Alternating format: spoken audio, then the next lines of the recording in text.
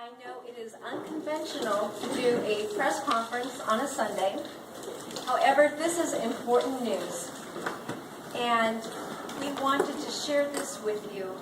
It's important for people from Mecklenburg County to Iredell County, as well as for the rest of North Carolina, because what happens to I-77 will be a precedent for the rest of the state.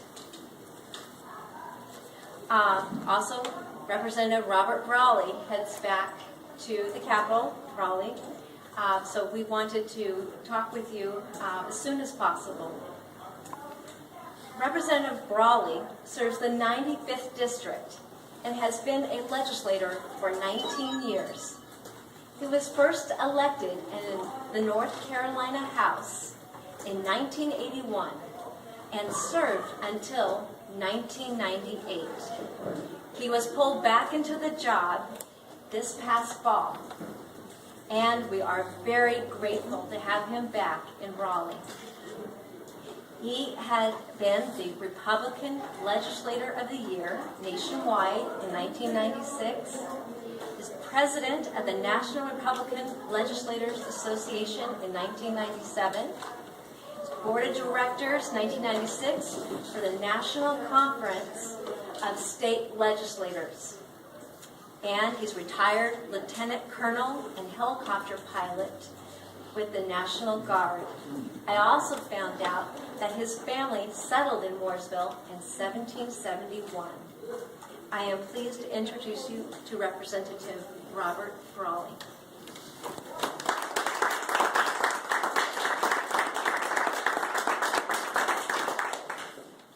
Thank you, Valley. And just in case anybody's interested, I wasn't with them in 1771. Okay. And I will. Before I get started, it is a wet day outside. It would be nice to be doing this out on I-77, but we're here. Fat Boys Restaurant was kind enough to let us use the room, and if you can eat with them, I'm sure they'd appreciate it, and you'll have a good meal. Okay. I will, well, generally I don't read, but I will start with my statement. We're here today because new information that I had not seen before has been shared with me. Previously, my position for widening I-77 was that while I have always strongly opposed toll roads, the entire time I've been in the General Assembly, the only way we could afford to widen I-77 without delaying all transportation projects in this area was to toll I-77. However, for the last 2 days, I've been visiting with the public. I've been reviewing the options. I've really been studying the I-77 issue. And after the research, much more detail, I think that clearly there's a way to widen I-77 without toll lanes. I think with study, you'll find it's quite clear that the North Carolina Department of Transportation is taking what potentially is a $100 million solution and turning it into a $550 million problem. Common sense and physical responsibility is what we need to solve this problem. And we now have the prioritization of transportation projects, which is changing with our new governor. We have existing taxpayer funds, which are becoming available. And at this point, I've also heard the concerns of the public. So I'm taking a new position, and I ask other lawmakers and local leaders to do the same. The problem on I-77 in this region is really the bottleneck between this intersection right out here, exit 36, and approximately 14 miles down the road where you have a much wider I-77. We don't need to add toll lanes for 27 miles all the way to Charlotte to fix a problem when we can increase by 50% the capacity for transportation for approximately $100 million by widening from here for down about 14 miles. In all the presentations I've seen, there's $170 million of taxpayer money that would go into the hot lane proposal. Therefore, we do have $100 million, which has been stated as what's needed to add general purpose lanes in the area It does not make sense to pay $170 million of taxpayer money, that's your money, just like it is everybody else's, for a $550 million toll road, which in addition to the toll road and the $550 million were strapped to a 50-year contract with a for-profit company. And if you haven't done the math, you hear a lot of talk about what the toll's going to be. And $2.50 doesn't sound like a lot of money. What would you do with $25,000? If you pay $2.50 each way between here and Charlotte, and you have worked 5 days a week for 20 years, you'll pay $25,000. The toll road in Atlanta was 18 miles long, and they started off at a rate of a little over $5. If you did the same thing with $5, over your 20-year working career, in addition to paying for your gas and your car, you would pay $50,000 in tolls. We don't need that. Why would we toll 27 miles, redo 9 bridges, when we can increase the capacity by 50% by widening approximately 14 miles and adding 2 bridges with no tolls? We don't need to toll 27 miles when 14 miles of general purpose lane solves the problem. With the new criteria for road projects by the regional planning organization known as MUMPO and Governor McCory's new transportation plan, widening I-77 with general purpose lanes would be placed on a high priority list for utilizing existing funds. And our problem with I-77 would be solved with common sense and not grand schemes that place an unfair burden, in my mind, on the public. So I'm asking my fellow legislators to join me in saving the taxpayers' funds, moving us forward in a manner that does not force tolls on the public that's using I-77. I think all of you know that on May 22nd, MUMPO will be voting on amending their transportation plan that would enable North Carolina DOT to move forward with the toll proposal.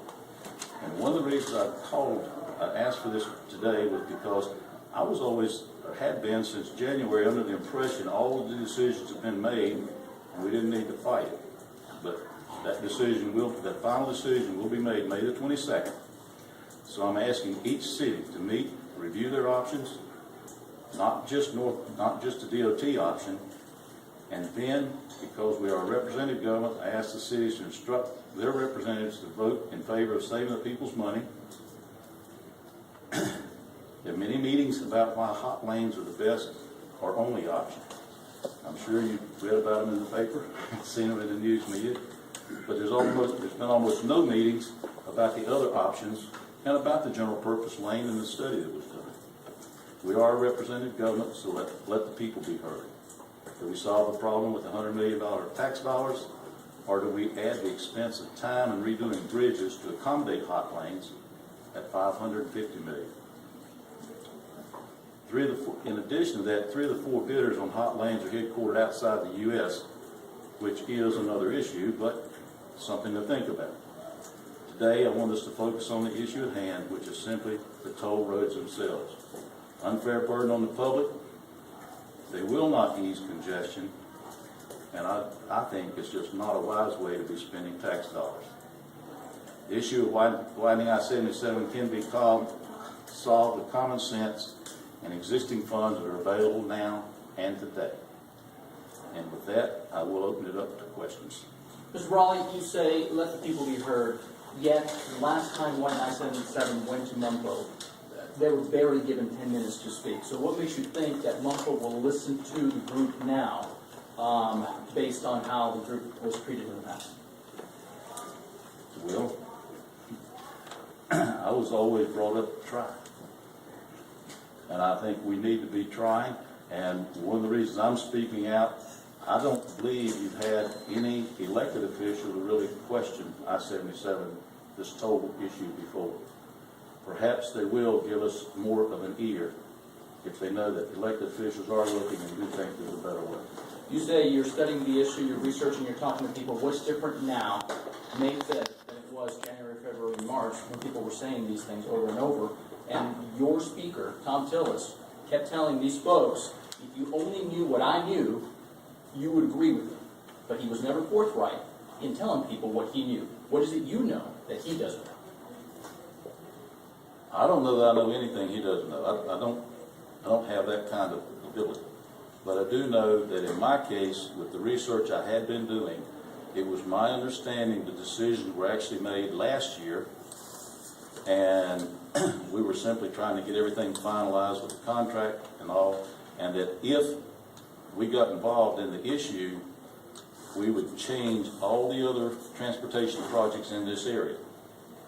But then, and I confess, it's my fault, I did not review, there's a study that Mungo asked for that says that they could do it. I think the figure's actually 84 million. I'm using 100 million. There's actually a study that says that you could put two general purpose lanes, one going each way, for that 14-mile stretch for $84 million. And looking at that, why in the world? That's a 50% increase in the capacity going up and down I-77. What do we need to spend all the rest of the money for? And you can't turn around and say the money's not there. And I had not looked at that, and I did not know it was still open. And one of the reasons I went around talking to people is because I don't know everything. And this weekend, the last 2 days, went around visiting. I did learn all of this information, so I figured it's time to do something. And the longer I wait, well, after May 22nd, it'll be too late anyway. You mentioned McQuarrie's transportation plan, which is how important or how you prioritize road projects across the state. Out of that committee on Thursday, there was a $900 million plan pushed by the Republicans to start up the Garden Parkway again. That's 22 miles between 485 and 85, which if you talk to people in Belmont and in Gaston County, they don't want that. Yet, there is no money to do $100 million when there's $900 million to do the Garden Parkway. For a lot of people, Mr. Brawley, they just don't understand that math. Okay, well, I confess I don't either, and I'm not. Where did you get the figure $900 million? That was McQuarrie's transportation plan. It came out of the House committee. Bill Brawley pushed it out of committee on Thursday. Okay. The Garden Parkway is out again. And I guess what I'm asking, Mr. Brawley, and I understand you're coming out and saying, look, the tollway is very important. My question to you is, this thing is coming down to the wire, and what I'm trying to figure out is, why is it time and time again, Republicans are pushing issues, whether it's the tollway, the Garden Parkway, or the airport, when the people at the local level say, we don't want that. That's what I'm trying to understand. What do you know now that you said, look, it's different, I'm coming out. What is it you know that your colleagues should know so they can make a good decision? That there really is another option. There really is another option. But if I might go back to the $900 million, because that was also given to me this weekend several times. The bill we had, that Garden Parkway project, the only thing it talks about is $35 million. It's $35 million for the study, but if you do the study and you push it forward, the whole project is $900 million. It will cost $900 million. Oh, the $35 million is just for the study. Right. Okay, I need to do more work then. But you at least know that the Garden Parkway is back on the table. Would you at least? The Garden Parkway was put back into the bill by the vote Thursday, and it was 17 to 10 to put it back in. It does have to go through at least one more committee, and I think 2 committees, and my personal hope is that during that time we can get the Garden Parkway back out of it, because as you say, what the governor's package did not totally eliminate the Garden Parkway, but it took it out of legislated having to do it. Right. Putting in the priority list. Right. So somebody in Raleigh happens to think Garden Parkway is important. Under McQuarrie's new plan, it goes right to the top. And I've been told by Tom Tillis, Bill Brawley, Bob Ruccio, there is no new money. McQuarrie kept saying there is no new money, there's no new money. Where did the $900 million all of a sudden show up in May? Yeah, okay. Again, you'd have to give me a little chance to study. I've been working on I-77 because it affects us. All the people I represent are going to have to pay for the whole 27 miles of toll. And there is obviously the money to do it and to do what professionals who study the issue have said can be done for less than $100 million. And the proposals for the toll have $170 million of taxpayers' money in them. So we know the money's there to do, as you say, the money's there to do it. So why are we going to toll roads at 550 million when we can do something for less than $100 million and relieve congestion. Back to I-77. So you say that there's $100 million available to do this project without doing the big project that's been proposed. Can you say a little more about where that money is coming from? Because one of the things that we've been hearing is that the taxpayer money that is available for this comes with lots of strings attached. It requires it to be high occupancy toll lanes. It requires public-private partnership. Is this money that you're talking about coming from a different place, or what can you tell us about the $100 million that you say is available? I'd like also to say Kurt could also stand up and to talk, because he can address some of that too. He knows all the details, and correct me if I'm wrong, the $170 million that you hear about, the taxpayers' money going into the toll lanes, that is money that is available for widening I-77. And it does not have to be tolled. It does not have to be the hot lanes to do it. And in fact, we do have on record, and we could send you the quote, David, if you want it, from the NCDOT, that the federal portion of that, which is basically what's driving the rest of it, is not tied to hot lanes. It can be used how the state sees fit. How much is that? It's what's called NHPP funding is about $110 million. And is that part of the 170 or not? Yes. That's part of the 170.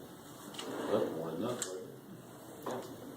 In fact, they could come on and go on up to I-40 with Trump purposes. So the remainder of the other 60 million is the stuff that comes with strings. There's, no, not necessarily. There's CMAQ money, which is, I'm sorry. My name is Kurt Noss. I live in Cornelius. I'm a spokesman for Widen I-77. There's about 14 million of CMAQ money. That stands for Congestion Mitigation Air Quality. That was earmarked for the toll equipment. And then there is, the balance of that comes from the State Mobility Fund. The State Mobility Fund is a merit-based pool, and we have found that the toll lanes, yes, they are ranked very high on that, but the general purpose lanes also will compete very favorably in that pool as well, and we should be able to get mobility funds for it.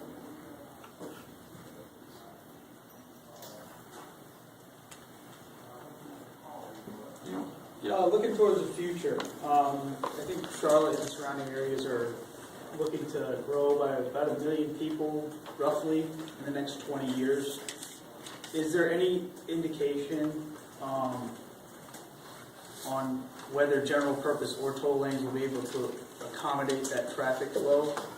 Again, I will go back to Kurt, but in looking at it, it's my understanding if we can increase the capacity of that 14-mile stretch by 50%, that will handle the projected traffic for approximately 15 years. Yeah, and I can add a little more color to that. As the representative is saying, that's a 50% increase in capacity. The area is set to grow, depending upon what study you look at, 50% over the next 25 to 30 years. And so what Representative Brawley is saying is, yes, we think that this is a solution that is measured in several years as opposed to the short Just time. right now? Yeah. Yes, it's not good to just put a Band-Aid on things. If I gave that impression, I'm sorry. Yeah. I apologize, I came in late. The toll is going to be one lane from what I understand. Am I correct? No, it's going to go all the way across 77? All lanes will be tolled? No, the current plan calls for 4 toll lanes up to exit 28, and then 2 toll lanes from exit 28 across the causeways up to exit 36. Diane? Okay, I've spoken with Representative Bill Brawley several times about the toll lanes and Ron Tillis, Speaker of the House, and both of them have told me, would you rather wait 20 years for North Carolina to have the money for the general purpose lanes instead of having the hot lanes where private public partnership is going to take care of it. But I just want to see if I'm understanding you correctly. You are saying that there is $100 million available right now for general purpose lanes. We wouldn't have to wait 20 years. Am I understanding that correctly? Well, 170, actually, that's the taxpayer fund. The taxpayer-funded portion is 170. 170 for the tolls, but they're saying But that, the federal funds are 110, Right. and they are not attached to toll lanes. okay. So yes, I feel like there is 110 million if everything else is tied up. And the consultants that Mumpo got the report from came back and said it could be done for 84 million. Right. But that is just the beginning part. When I went to the meeting at CPCC in Huntersville, they were saying that 170 was just the beginning of what the taxpayers would be paying if we went with the toll lanes. There would be more down the road for the taxpayers to be putting into the toll lanes.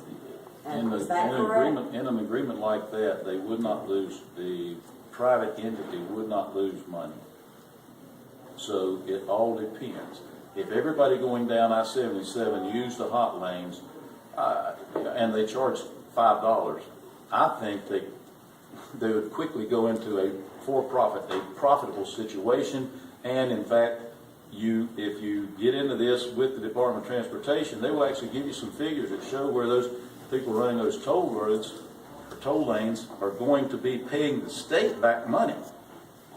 But we have inflated, the cost is inflated, about 7 times, and I just don't see that happening. Besides that, I look at the people that work around here. I'll go back to my $25,000.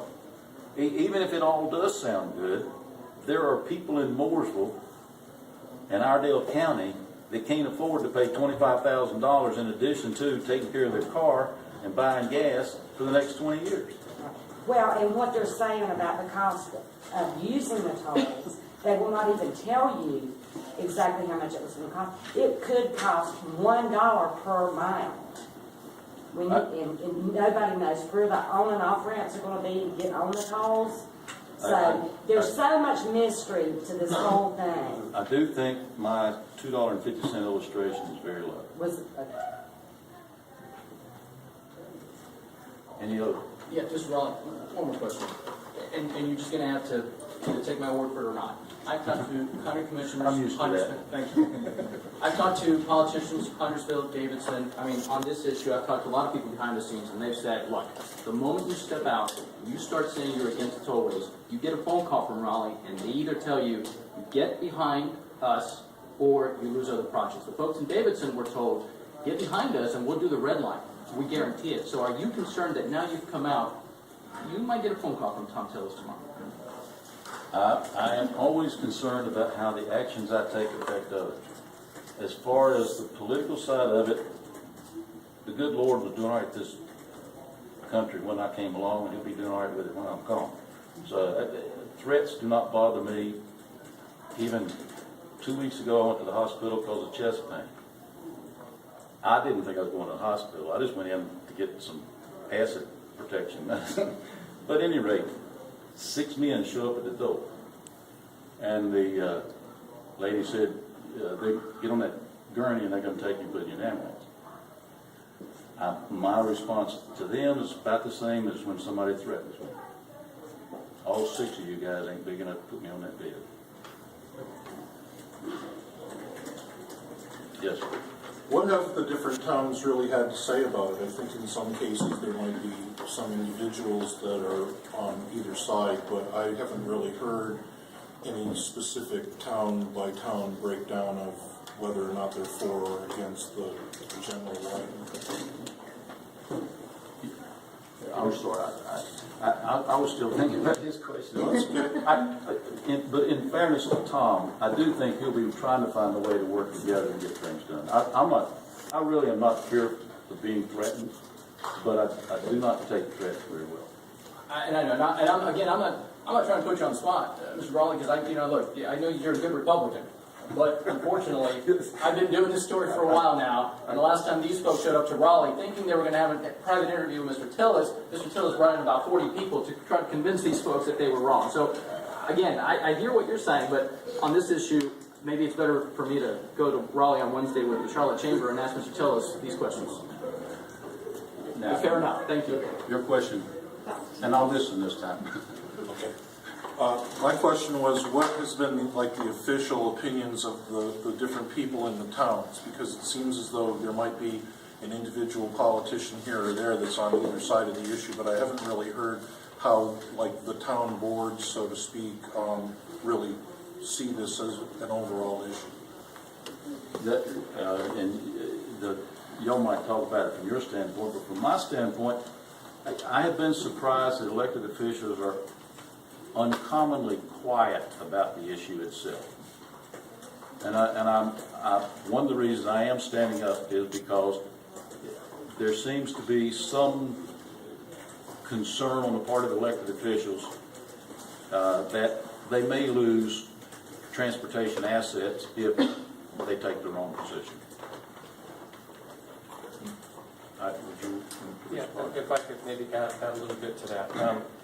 And that was actually spot on with, what we've seen locally. We've been obviously a lot more involved at the local level. What we found is that of the Lake Norman towns, Cornelius is the only one right now that is really going to take a close look at that. And in fact, we'll be presenting basically the gist of Representative Brawley's statements tomorrow to their chamber for them to actually vote on it. What we would like to see happen is for Davidson and for Huntersville, those town boards to take a similar action and to make a directed vote to MUMPO on this important issue. And so far, we're not aware of that that's taking place. Yes, Vince. Mr. Brawley, one of the things that I keep hearing is the transit issue and the promise of the rail line coming to the north area if it is approved. I believe that that particular rail line at its peak was only expected to take about 5,500 people off the interstates through its use. And that would be in approximately 20 to 30 years. My understanding that in 20 to 30 years, based on simple math, we're going to have an increase of, we're going to have traffic in the north area increased by somewhere in the range of 50%. So that, in other words, the math once again doesn't add up. And I guess my question is, if we are so desperate in North Mecklenburg and South Iredale for the rail line that we're willing to sell our souls, and the math does not support it, 50% increase in traffic, which is 50, the exact numbers I don't have directly in front of me, but there's 60 to 70,000 increase in vehicles, and we're only getting 10,000 in return. I would hope that our elected leaders would see that kind of math and come forward. But you're saying that they're uncommonly quiet. I hear very little discussion among public officials about it. I'm sorry, I've got a personal note. You hear very little discussion among public figures for a $500 million project that's going to take 50 years. Mr. Brawley, that's saying a lot about elected officials. They may not like talking to me. I'm not good. I do not know their motives, their reasons, but I can tell you we've had discussions about schools and flexibility of calendars and tax reform and all of that, but I have had very few discussions about I-77. Karen? A lot of people feel like we've paid our taxes, and part of our taxes are for roads. So this just, on a basic moral level, seems like a way to charge us again through hot lanes and tolls for something that we're supposed to be paying for already. It's just another way for government to somehow get more money out of the people. My general opposition to toll roads is that I do feel like we, the consuming public, are paying twice. So that's where I come from again with it's Charles, right? Then you raise your hand. Okay. Yeah, Richard. Richard, I'm sorry. My question has to do with, I've heard recently that there's all this to do with intermodal transportation, and the airport's going to be increasing for that, et cetera, and that I-85 is basically a major freight corridor, but from my perspective, it also looks to me like at any given time you go up and down I-77, you see very many trucks, and this solution probably wouldn't do anything at all to solve that problem. So is there any way that whole trucking industry figures into the equation? In my mind, there is, and I'll let Kirk address it from the technical side of it, but trucks aren't allowed to use these lanes, so it's not going to help from that perspective, the toll lanes at all, right? That's right. That's correct. Richard, the I-77 has the highest truck density. In other words, the most number of trucks per lane of any stretch of interstate in North Carolina. That doesn't mean it has the most number of trucking miles, because of course I-40 has 3 times the miles through the state that I-77 does. But if you look out on any given morning and you see a whole bunch of trucks basically lined up there, and you say, my gosh, there's a lot of trucks, that's why it is actually one of the densest roads for truck traffic in the state. And as Representative Brawley said, those trucks are going to be stuck in the general purpose lane traffic because they are not going to be allowed to use the hot lanes. And I would suspect that also the volume of trucks would probably increase due to the fact that they're working on something at the airport to lure more freight traffic in and out of the region. If the intermodal and what they're planning at the airport works, there will be more truck traffic in this area, and I would have to say I would welcome that because it means jobs. Any other questions? I would want everyone to think about it. My campaign slogan has always been together we can, and if we do work together and we share this information with each other, we will get the best solution for I-77. And at this point, I'll turn it over to Sharon, who's going to close our session. Thank you. My name is Sharon Hudson. I'm a Republican activist from North Mecklenburg County, and I'm a volunteer with WideNI77.org. We're very grateful for Representative Robert Brawley for having the political courage to stand up for the best interest of the citizens of North Carolina.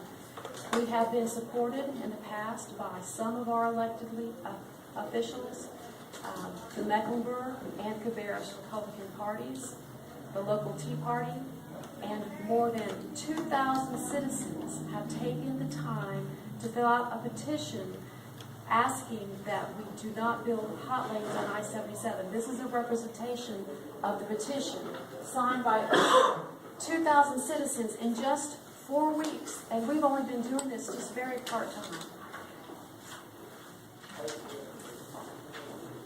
The message is loud and clear. The people do not want hot lanes. The people do not want hot lanes. Kurt Noss will be presenting our information again at Cornelius Town Hall at 7 p.m. Monday, May 6th, which is tomorrow, and Monday night, May 13th at Stallings Town Hall. Please visit WideNI77.org for more information. We're also on Facebook. Valley has handouts that contain Representative Brawley's statements today. We would like to give that to the media, make that available to you before you leave. Thank you so much for coming, and together we can defeat this plan. Thank you.